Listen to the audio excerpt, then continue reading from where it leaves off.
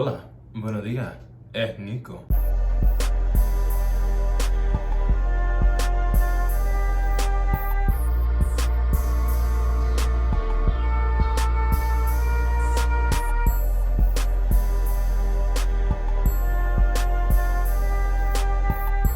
I had his back. I booked his first hotel in Charlotte, North Carolina, because he didn't even know how to book. I took him through it. And that's not telling business, that's telling facts. Like, what the fuck? How you gonna sit there and call me ratchet and you told me your deepest, darkest secrets and I told you my deepest, darkest secrets and we had an emotional connection and we've been together for the past 7 days. Voila, what do we have, ladies? A fucking clown. We are a stupid bitch. We are a fucking clown. This is the final look, ladies. I hope you enjoyed this look. It was super, super simple to complete. So today, I'm sorry. When he got to 7, I instantly thought, okay, he has to be saying years, months, weeks, days. I was like, oh. I'm sorry, I shouldn't be laughing, but this is what the video is going to be pertaining to. If you like this kind of content, make sure to follow me on patreon.com/Nicosaesthetics, where you get weekly lives and also multiple videos. I'm also going to start recording the lives and the topics because they'd be lit and getting different multiple perspectives. And I'm going to try to turn them into a podcast. But wait for that. Nico, yeah, I know, I was just on Twitter saying straight men need to stop doing podcasts and start building houses, start going back to war. But no. It's gonna be a fun time. It's gonna be enjoyable. But also, if my voice sounds strained, I'm sorry. Like I said, I have 3 jobs now, so I'm talking a lot, so my voice is getting a little, a little thin. So it's either gonna be really high because I'm trying to talk over it, or it's just gonna be very monotone because I can't fluctuate easily right now. But yeah, moving on. So essentially, Trap, Nico, listen, I know I don't know a lot about this person because they keep getting their page deleted because they're rah, rah, rah, rah, rah. You know, big old bitches, they be yelling for no fucking reason and getting suspended. But I remember him because he was also in an argument with another OnlyFans performer. That's the only reason I remember him, because he's a very attractive man in the face and he sucks good peen from what I remember. But he just isn't my type physically, so it's not something I added to my memory. But yeah, essentially he started to collaborate with another man. The man is stacked. I cannot find his name for the life of me. I cannot find his act for the life of me. But he is a stacked, handsome man, and they linked up for a collab. But apparently Trap got a little more attached than the other dude did because they got on live and Trap was acting like they was in love and he was head over heels and people are commenting saying, oh my God, how long have y'all been talking? And he turned the camera to old dude, he's like, 3 days, I don't know. And Trap was genuinely offended saying, we've been talking for 5 days. And I'm like, oh, this is about to go left. How long y'all been talking? How long we been talking? See, okay. For like 3 days. Maybe. It's 5 days, first of all. We've been together for 5 days. When you finally found your match, you can't stop smiling because it feels so good. Oh, it's okay. Bring him over here. Because it sounds like you found your match. How do you know how that feels if you never found your match? So if you found your match, are you guys still together? Ask him, does he love you? Do you? I think definitely. No, one thing I will say is I definitely going for the guy. This is about to go left. So somebody eventually asked the question, how do you know when you found the one? And he turned the camera back to old dude and he was like, I mean, how do you know if you found the one if you've never found the one? And I'm like, yeah, this is getting a little embarrassing. And then the video that was at the front of the vid leaked where he essentially was saying, I've held you down for 7 days.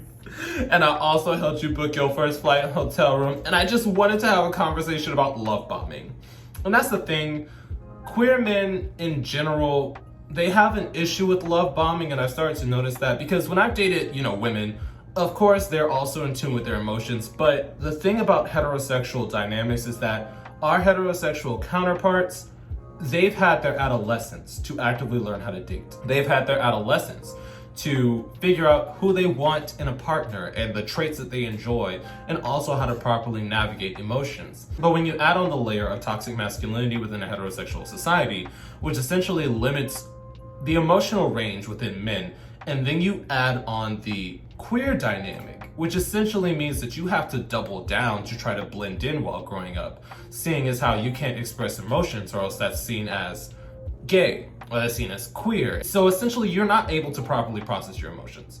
So when you reach adulthood, you have the want to start dating, you have the want to find love, but you don't know how to actually navigate that, especially because, as we've discussed in previous videos, we as queer men were usually forced to find intimacy through sexual acts. Meaning, if you wanted to cuddle, you usually had to have sex to do it. And that's the sad part, because I remember growing up, I was a virgin until I was 19. But my other friends, they would tell me, yeah, I'm gonna hook up with this dude because I really want some body heat. I really want to cuddle. And I'm like, well, why don't you just get a boyfriend? And they're like, I've never been on a date. I just don't know how to actually start that. And the older that I get, the more people that I meet that say, I've never actually been on a date, just because I've been single for so long and I've been living in hookup culture.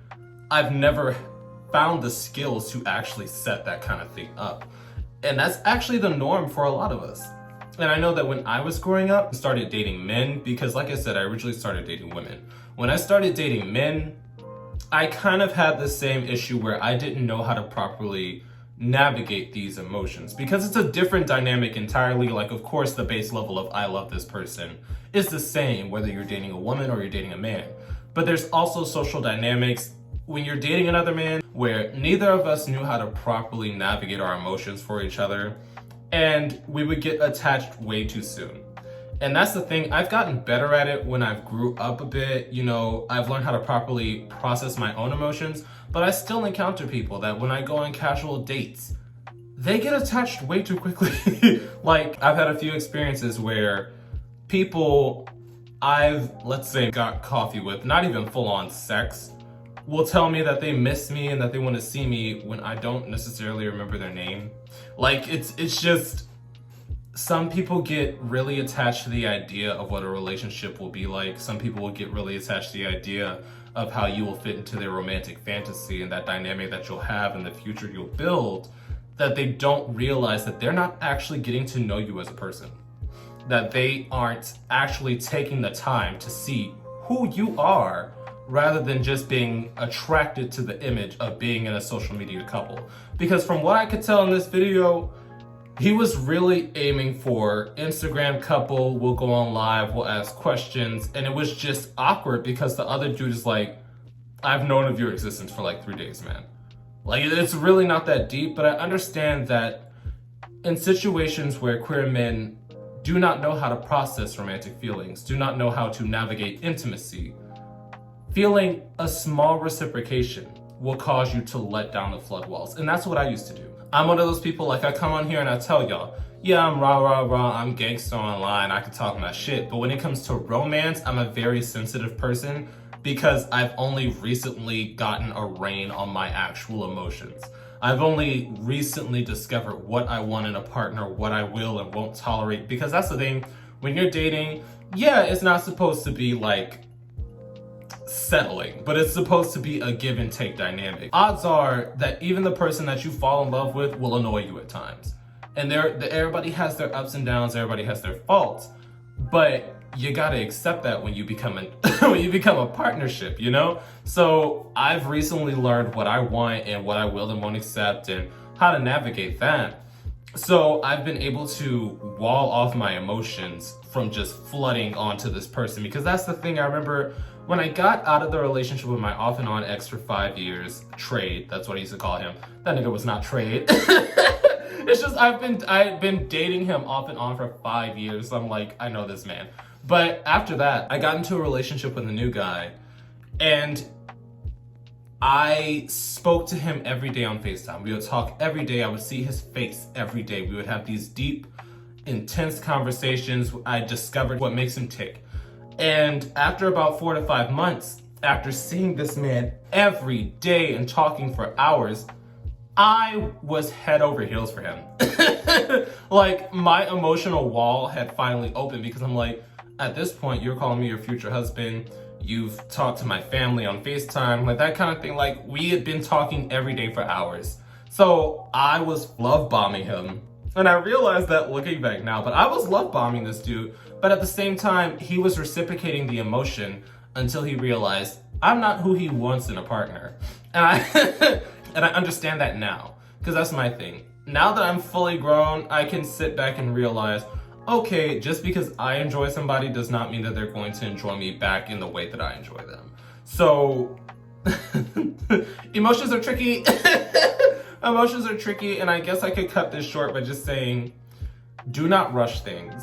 Even though we weren't allowed to navigate our emotions and intimacy growing up, as adults, we have the luxury of taking our time and not forcing things, such as knowing somebody for 7 days, publicly claiming them and putting them all over your social media.